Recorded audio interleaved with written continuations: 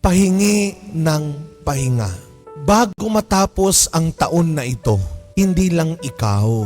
Tignan mo ng may puso ang mga kasama mo. Baka napapagod na rin sila. Baka nanghihingi na rin sila ng pahinga.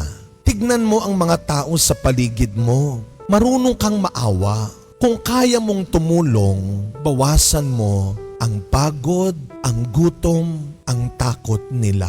At huwag kang mag-alala. Lahat ng ginagawa mong sakripisyo, lahat ng ginagawa mong kabutihan, sa kabila ng iyong sariling pangangailangan, at kahit gaano pang pagsubok ang dumating, lahat ng ginagawa mong kabutihan, kitang-kita ng Diyos at hinding-hindi makakalimutan ng Diyos. Sa Panginoon, magpapahinga tayo dahil nakikita tayo ng Panginoon.